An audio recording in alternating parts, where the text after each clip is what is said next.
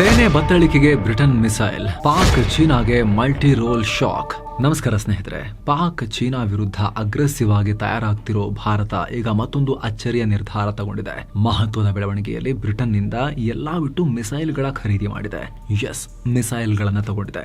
Missile ಶಕ್ತಿಯಲ್ಲಿ Bharat ತನ್ನಂತಾನು super power ಅಂತ ಕರ್ಕೊಳ್ಳುತ್ತೆ. ಇಡೀ ಜಗತ್ತನ್ನು ಹಾಗೆ ಗುರುತಿಸುತ್ತೆ. ಮಿಸೈಲ್ ವಿಚಾರದಲ್ಲಿ ನಾವು ಸ್ಟ್ರಾಂಗ್ ಅಂತ. ಜೆಟ್ ಗಳಿಗೆ ಅಮೆರಿಕ, ಶಿಪ್ ಗಳಿಗೆ China, defence over all Russia, ಡ್ರೋನ್ಗೆ ಇಸ್ರೇಲ್ ಅಂತ ಹೇಗಿದಾರೋ, ಮಿಸೈಲ್ ವಿಚಾರದಲ್ಲಿ ಭಾರತನು ಒಂದು ಸ್ಟ್ರಾಂಗ್ ಪವರ್ ಅಂತ ಜಗತ್ತು ಗುರುತಿಸುತ್ತೆ.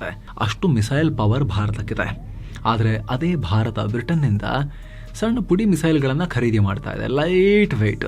ಹಾಗಿದ್ರೆ ಆ ಸಣ್ಣ ಲೈಟ್ ವೆಯ್ಟ್ ಮಿಸೈಲ್ನ ತಾಕತ್ತೇನೇ ಇರ್ಬೋದು? ಬರೀ 10-13 kg ತೂಕದ ಮಿಸೈಲ್. ಎಸ್, 10-13 kg ತೂಕದ ಸಣ್ಣ ಲೈಟ್ ವೆಯ್ಟ್ ಮಿಸೈಲ್. ಅಷ್ಟು ಮಹತ್ವ ಏನು ಹಾಗಾದ್ರೆ? ಈ ಮಿಸೈಲ್ನ ರೇಂಜ್, ತೂಕ, ದಾಳಿ ಸಾಮರ್ಥ್ಯ ಅದನ್ನು ತುಂಬಾ ವೀಕ್ ಇದೆ. ನಿಮಗೆ ಆಶ್ಚರ್ಯ ಆಗುತ್ತೆ. ಇದಕ್ಕೆ 4,000 ಕೋಟಿ ರೂಪಾಯಿ ಸುರಿತಾ ಇದ್ದಾರೆ. ತುರ್ತಾಗಿ ಭಾರತಕ್ಕೆ ಬೇಕು ಅಂತ ಆರ್ಡರ್ ಮಾಡಿದ್ದಾರೆ, ಅರ್ಜೆಂಟ್ ಅಂತ. ಹಾಗಿದ್ರೆ ಭಾರತ ತರಿಸ್ಕೊಳ್ತಿರೋ ಈ ಮಿಸೈಲ್ನ ಮಹತ್ವ ಏನು ಎಲ್ಲವನ್ನ ನೋಡ್ತಾ ಹೋಗೋಣ. ಇದರಿಂದ ಏನೇನು ಶಕ್ತಿ ಸಿಗುತ್ತೆ ಭಾರತಕ್ಕೆ, ಸ್ಟ್ರಾಟಜಿಕ್ ಗೇಮ್ ಪ್ಲಾನ್ ಏನು, ಅದೆಲ್ಲವನ್ನ ಅರ್ಥ ಮಾಡ್ಕೊಳ್ತಾ ಹೋಗೋಣ ಸ್ನೇಹಿತರೆ. ಕಡೆ ತನಕ ಮಿಸ್ ಮಾಡಿದೆ ನೋಡಿ. ಆದರೆ ಸ್ನೇಹಿತರೆ, ಅದಕ್ಕಿಂತ ಮುಂಚೆ ಇಂಥ ಡಿಫೆನ್ಸ್ ಮತ್ತು ಯಾರು ಹೇಳದ ಮಾಹಿತಿಯನ್ನು ನಿಮಗೆ ಸುಲಭವಾಗಿ ಅರ್ಥ ಮಾಡಿಸೋ ಪ್ರಯತ್ನ ನಾವು ಮಾಡ್ತಿದ್ದೀವಿ ಅಂತ ನಿಮಗೆ ಅನಿಸಿದ್ರೆ, ಇದರಲ್ಲಿ ವ್ಯಾಲ್ಯೂ ಕಾಣಿಸ್ತಾ ಇದ್ರೆ ದಯವಿಟ್ಟು ಸ್ನೇಹಿತರೆ ನಿಮ್ಮ ಕಣ್ಣ ಮುಂದೆ ವಿಡಿಯೋ ಕೆಳಗಿರೋ ಈ ಸಬ್ಸ್ಕ್ರೈಬ್ ಬಟನ್ ಮೇಲೆ ಕ್ಲಿಕ್ ಮಾಡಿ, ಪಕ್ಕದ ಬೆಲ್ ಐಕಾನ್ ಮೇಲೆ ಕ್ಲಿಕ್ ಮಾಡೋದನ್ನ ಯಾವುದೇ ಕಾರಣಕ್ಕೂ ಮರಿಬೇಡಿ ಅನ್ನೋ ಮನವಿ. ಬನ್ನಿ ಸ್ನೇಹಿತರೆ, ಆರಂಭ ಮಾಡೋಣ. ಭಾರತಕ್ಕೆ ಬರ್ತಾ ಇದೆ ಮಾರ್ಟ್ಲೆಟ್, ಶತ್ರುಗಳಿಗೆ ಮಲ್ಟಿ ಶಾಕ್. ಭಾರತ ಈಗ ಖರೀದಿ ಮಾಡ್ತಿರೋ ಈ ಅಸ್ತ್ರದ ಹೆಸರು ಮಾರ್ಟ್ಲೆಟ್. ನೋಡೋಕೆ ಸಣ್ಣ ಪುಡಿ ರಾಕೆಟ್ ತರ ಇರೋ ಈ ಮಿಸೈಲ್ ಜಗತ್ತಿನ one of the deadliest missile ಅಂತ ಕರೆಸ್ಕೊಳ್ಳುತ್ತೆ. ಬ್ರಿಟನ್ ಪ್ರಧಾನಿ ಕೀರ್ ಸ್ಟಾರ್ಮರ್ ಭಾರತ ಭೇಟಿ ಟೈಮ್ನಲ್ಲಿ ಈ ಮಿಸೈಲ್ ಖರೀದಿಗೆ ಸೈನ್ ಬಿದ್ದಿದೆ. ಮೋದಿ ಮತ್ತು ಕೀರ್ ಸ್ಟಾರ್ಮರ್ ಸೇರಿ ಸುಮಾರು $500 ಬಿಲಿಯನ್ ಅಥವಾ $468 ಮಿಲಿಯನ್ ಮೌಲ್ಯದ ಒಪ್ಪಂದಕ್ಕೆ ಸೈನ್ ಹಾಕಿದ್ದಾರೆ. ಹಾಗೆ ನೋಡಿದ್ರೆ ಈ ದುಡ್ಡಿಗೆ ಏನಿಲ್ಲ ಅಂದ್ರೂ ಕೂಡ ಕನಿಷ್ಠ 100-120 ಬ್ರಹ್ಮೋಸ್ ಸೂಪರ್ಸಾನಿಕ್ ಮಿಸೈಲ್ಗಳನ್ನು, ಕ್ರೂಸ್ ಮಿಸೈಲ್ಗಳನ್ನು ಖರೀದಿ ಮಾಡಬಹುದಾಗಿತ್ತು. ಈ ಮಿಸೈಲ್ಗಳಲ್ಲಿ ಪಾಕಿಸ್ತಾನದ ಎಲ್ಲ ಏರ್ಬೇಸ್ಗಳು, ಹ್ಯಾಂಗರ್ಗಳು, ಸ್ಟೋರೇಜ್ ಫೆಸಿಲಿಟಿ ಧ್ವಂಸ ಮಾಡ್ಬೋದಾಗಿತ್ತು. ಬ್ರಹ್ಮೋಸನ್ನು ತಡೆಯೋ ತಾಕತ್ತೇ ಅವರಿಗಿಲ್ಲ. ಆದರೆ ಅಷ್ಟು ಹಣವನ್ನು ಬರೀ 4 ಅಡಿ ಉದ್ದದ ಚೋಟ್ ಮೆಣಸಿನಕಾಯಿ ಮಿಸೈಲ್ಗೆ, ಲೈಟ್ ವೆಯ್ಟ್ ಮಿಸೈಲ್ಗೆ ಸುರಿತಿದ್ದಾರೆ. ಹಾಗಿದ್ರೆ ಇದರಲ್ಲಿ ಏನಾದರೂ ಸ್ಪೆಷಾಲಿಟಿ ಇರಲೇಬೇಕಲ್ವಾ? ಆಸ್ ಎ ಕಂಟ್ರಿ ಭಾರತ ಏನು ಸುಮ್ಮನೆ ಏನೇನೋ ತಗೊಳ್ಳೋಕ್ಕೆ ಅಷ್ಟು ಏನು ದಡ್ತಾನೆ ಇದೆಯಾ ನಮಗೆ? ಇಲ್ಲ ಸ್ನೇಹಿತರೆ, ವಿಶೇಷತೆ ಇದೆ. ಇದು ಅರ್ಥ ಆಗಬೇಕು ಅಂದರೆ ಮಿಸೈಲ್ ಬಗ್ಗೆ ನಾವು ಡೀಟೇಲ್ ಆಗಿ ಒಳಗೆ ಹೋಗಬೇಕು ಸ್ವಲ್ಪ. ಈಗ ನೀವು ಸ್ಕ್ರೀನ್ ಮೇಲೆ ನೋಡ್ತಾ ಇದ್ದೀರಾ, ಈ ಮಿಸೈಲ್ 4 ಅಡಿ ಉದ್ದ, 3 ಇಂಚು ಡಯಾಮೀಟರ್ ಇರೋ ಈ ಸಣ್ಣ ಗಾತ್ರದ ಮಿಸೈಲ್ ಬರೀ 10 ಇಂಚು ವಿಂಗ್ ಸ್ಪ್ಯಾನನ್ನು ಹೊಂದಿದೆ. ಇದರ ಟೋಟಲ್ ತೂಕ ಬರೀ 13 kg. ಮನ್ಸು ಮಾಡಿದ್ರೆ ಮಕ್ಕಳು ಕೂಡ ಇದನ್ನು ಆರಾಮಾಗಿ ಹೊತ್ಕೊಂಡು ಕ್ಯಾರಿ ಮಾಡ್ಕೊಂಡು ಹೋಗ್ಬೋದು. ಅದರಲ್ಲಿ 10 kgಯ ಮಿಸೈಲ್ 3 kg ಅಷ್ಟೇ ಚಿಕ್ಕ ಸ್ಫೋಟಕ ಇದೆ. ಹಾಗೆ 8 ಕಿಲೋಮೀಟರ್ ದೂರದ ರೇಂಜ್ ಇದೆ. ಗಂಟೆಗೆ 2,000 ಕಿಲೋಮೀಟರ್ ಸ್ಪೀಡಲ್ಲಿ ಚಲಿಸುತ್ತೆ. ಇದನ್ನು ಕೇಳಿದ್ರೆ ಇದು ಯಾವ ಮಿಸೈಲ್ ರೀ ಇದು ಅಂತ ನಿಮಗೆ ಪ್ರಶ್ನೆ ಮೂಡ್ಬೋದು. ಆದರೆ ಇಲ್ಲಿಂದಲೇ ನಿಜವಾದ ಪಿಕ್ಚರ್ ಶುರುವಾಗುತ್ತೆ. ಈ ಮಿಸೈಲ್ ಗಾತ್ರದಲ್ಲಿ ಚೋಟ್ ಮೆಣಸಿನಕಾಯಿ ಇರ್ಬೋದು, ಆದರೆ ಸಿಕ್ಕಾಪಟ್ಟೆ ಖಾರ. ಭಾರತದ ಬಳಿ ಇರದ ಸಾಕಷ್ಟು ಶಕ್ತಿಯನ್ನು ಈ ಮಿಸೈಲ್ ಹೊಂದಿದೆ. ಮಲ್ಟಿ ರೋಲ್ ಮಿಸೈಲ್ ಇದು. ಎಸ್, ಮಿಸೈಲ್ಗಳಲ್ಲೂ ಕೂಡ ಮಲ್ಟಿ ರೋಲ್. ಸಾಮಾನ್ಯವಾಗಿ ಏನಾಗುತ್ತೆ, ಮಿಸೈಲ್ ಅಂದರೆ ನಿರ್ದಿಷ್ಟ ಪ್ಲ್ಯಾಟ್ಫಾರ್ಮ್ಗೆ ಅಂತ ತಯಾರಿಸಿರ್ತಾರೆ. ಅಂದರೆ ಏರ್ ಲಾಂಚ್ಡ್ ಮಿಸೈಲ, ವಿಮಾನದಿಂದ ಹಾರಿಸೋಕ, ಏರ್ ಟು ಏರಾ, ಏರ್ ಟು ಗ್ರೌಂಡಾ, ಅಥವಾ ಸರ್ಫೇಸ್ ಟು ಸರ್ಫೇಸಾ ಅಂದರೆ ನೆಲದಿಂದ ನೆಲಕ್ಕ, ಅಥವಾ ಸರ್ಫೇಸ್ ಟು ಏರಾ ನೆಲದಿಂದ ಗಾಳಿಗ, ಅಥವಾ ನೀರಿನಿಂದ ಲಾಂಚ್ ಮಾಡೋಕ, ಸಬ್ಮರೀನಿಂದ ಅಥವಾ ನೌಕೆಗಳಿಂದ, ಹೀಗೆ ಬೇರೆ ಬೇರೆ ರೀತಿಯ ಮಿಸೈಲ್ಸ್ ಇರ್ತವೆ. ಆದರೆ ಈ ಮಿಸೈಲ್ ಆ ಥರ ಅಲ್ಲ. ಹೇಗೆ ಒಂದು ಫೈಟರ್ ಜೆಟ್ನಲ್ಲಿ ಮಲ್ಟಿ ರೋಲ್ ಫೈಟರ್ ಜೆಟ್ಸ್ ಅಂತ ಇರ್ತಾವೋ, ಮಲ್ಟಿ ರೋಲ್ ನಿಭಾಯಿಸ್ತಾವೋ, attack, defence, offence, dog fight, reconnaissance, surveillance ಎಲ್ಲ ಮಾಡ್ತಾವೋ, ಅದೇ ರೀತಿ ಇದು ಕೂಡ ಮಿಸೈಲ್ ಥರ, ಡ್ರೋನ್ ಥರ, ಜೆಟ್ ಥರ, ಕಡೆಗೆ ಏರ್ ಡಿಫೆನ್ಸ್ ಥರವೂ ಬಡ್ದಾಡುತ್ತೆ. ಇದನ್ನು air to surface, air to air, surface to air, ಹಾಗೆ ಸರ್ಫೇಸ್ ಟು ಸರ್ಫೇಸ್ ಮಿಸೈಲ್ ಆಗಿ ಯೂಸ್ ಮಾಡ್ಬೋದು.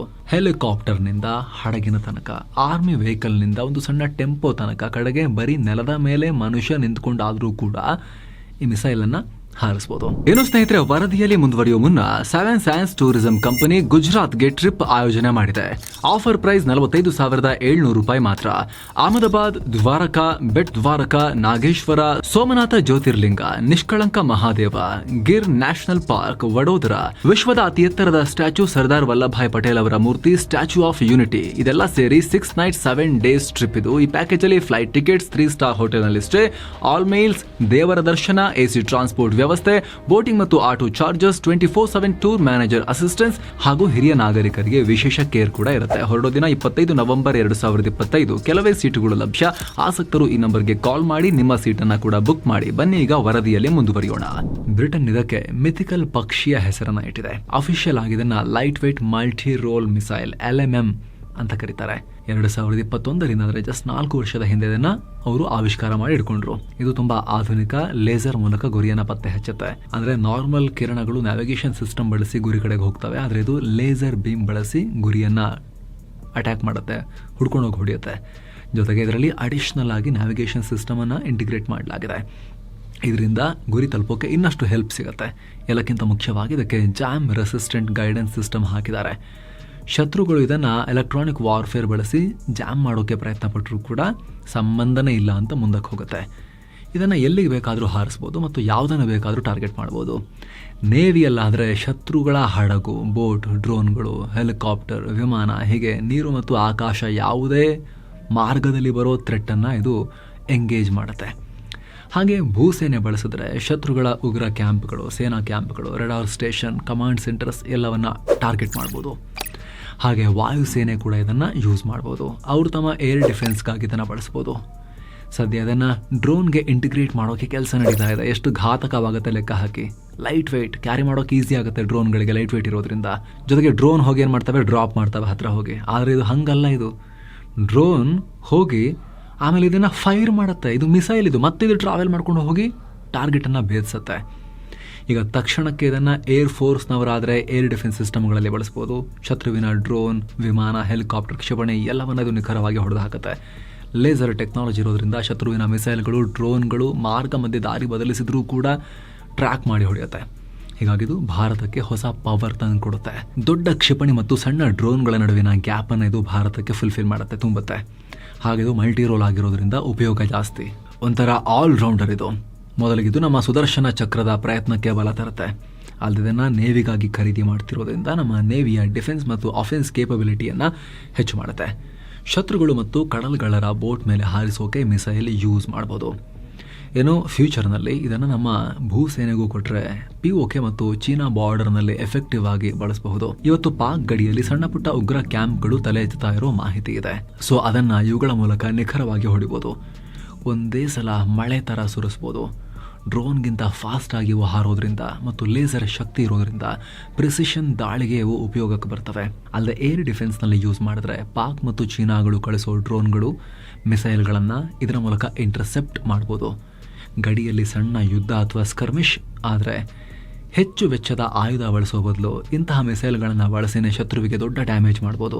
ಸದ್ಯಕ್ಕೆ ಮಿಸೈಲ್ನ ಪ್ರೈಸ್ ರೇಟ್ ಬಹಿರಂಗ ಆಗಿಲ್ಲ, ಆದರೆ ಇದು ಬೇರೆ ಮಿಸೈಲ್ಗಳಿಗಿಂತ ಕಮ್ಮಿ ರೇಟ್ ಅಂತ ಹೇಳ್ತಾ ಇದ್ದಾರೆ. ಅಲ್ಲದೆ ಭಾರತದಲ್ಲೇ ನಿರ್ಮಾಣ ಮಾಡೋ ಪ್ಲಾನ್ ಕೂಡ ಇದೆ. ಹೀಗಾಗಿ ಇದರ ಕಾಸ್ಟ್ ಕೂಡ ಕಮ್ಮಿ ಆಗುತ್ತೆ. ಹಾಗೆ ನೋಡಿದ್ರೆ 2021ರಿಂದಲೂ ಬ್ರಿಟನ್ ಸೇನೆ ಇದನ್ನು ಯೂಸ್ ಮಾಡ್ತಿದೆ.